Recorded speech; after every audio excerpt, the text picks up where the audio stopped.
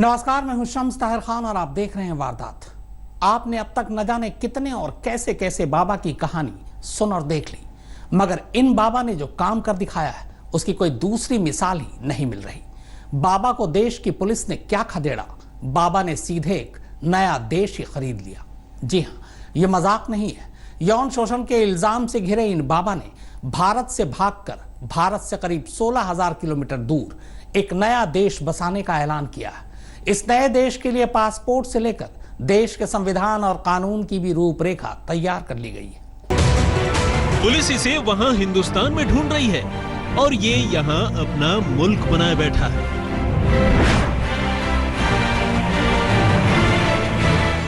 Now nobody can touch me. I can tell you the truth. I am Paramashiva. No court can prosecute me for revealing the truth. I am Paramashiva. Latin अमेरिकी देश Ecuador के नजदीक एक टापू खरीदकर नित्यानंद ने उसे अपना नया देश बनाया है। हालांकि ये पहली बार नहीं है जब किसी ने टापू खरीदा हो। इससे पहले भी देश के कई लोग दुनिया की अलग अलग जगहों पर टापू खरीद चुके हैं, मगर देश किसी ने नहीं बनाया। अब अगर नित्यानंद की ये कोशिश कामयाब हो गई तो फिर देश से भागने वाले भगोड़ों को एक नया ठिकाना जरूर मिल जाएगा। जो आस्था से खेलने का शौकीन है, जिस पर साध्वी से रेप का इल्जाम है, हिंदुस्तान को जिस ठग की तलाश है, वो 7 समंदर पार भगवान बना बैठा है।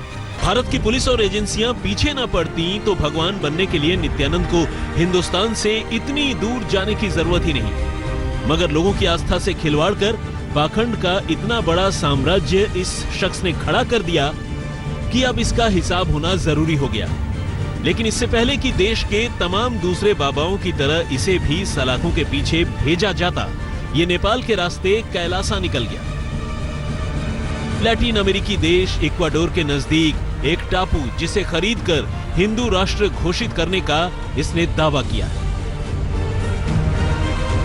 खुद को चमत्कारिक शक्तियों से भरपूर होने का दावा करने वाले भगोड़े नित्यानंद की तलाश काफी वक्त से पुलिस को थी, मगर अब उसकी खबर आई भी तो वो इतनी दूर निकल चुका है कि उसे पकड़ना मुश्किल है। यौन शोषण से लेकर अपहरण तक के कई मामलों में कैलासा का ये भगवान वांटेड है। साध्वी की आस्था से खेलने के मामले में तो ये जेल की हवा भी खा चुका है और मशहूर तो ये तब हो गया था जब इसकी सेक्स सीडी दुनिया के सामने आई थी। लगा अब इस फर्जी बाबा का करियर खत्म हो चुका है, मगर करीब 7-8 साल तक गुमनामी में रहने के बाद ये फिर लौटा और इस बार हुलिया बदलकर ये सामने आया। लेकिन न जाने क्या बात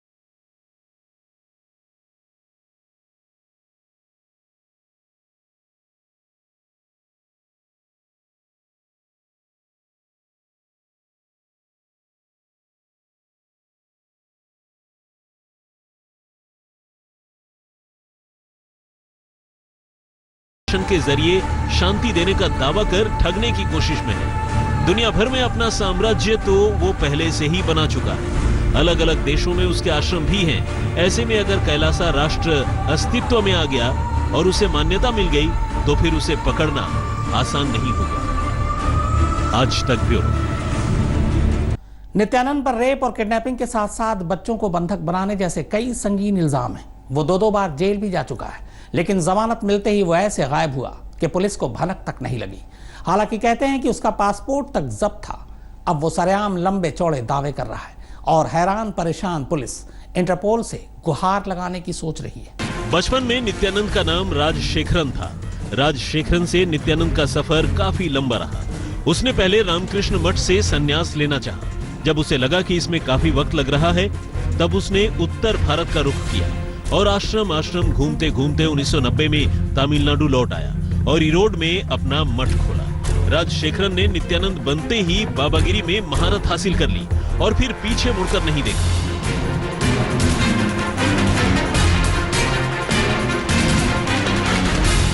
देश विदेश में उसके कई आश्रम बन गए, लाखों भक्त हो गए। कहा जाता है कि यौन शिक्षा के नाम पर वो महिला भक्तों से एक कॉन्ट्रैक्ट साइन करवाता और फिर उनका शोषण करता था।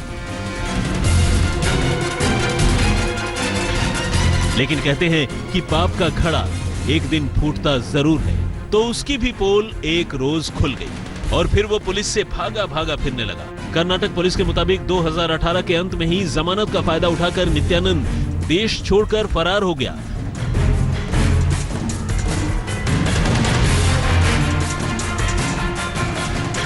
बताया जाता है कि नेपाल के रास्ते त्रिनिदाद भागा और अब उसकी वेबसाइट सामने आई है, जिसमें वो अपने देश कैलासा की बातें कर रहा है।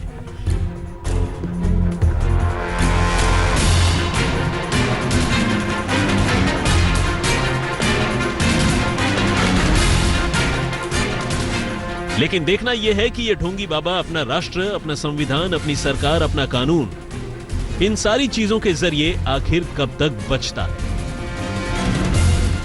आज तक ब्यूरो। तो वारदात में फिलहाल इतना ही, मगर आज तक पर खबरों का सिलसिला लगातार जारी है। लेटेस्ट खबरों के लिए यूं ही देखते रहिए आज तक और इस वीडियो के पसंद आने पर लाइक, शेयर एंड सब्सक्राइब करना ना भूलें।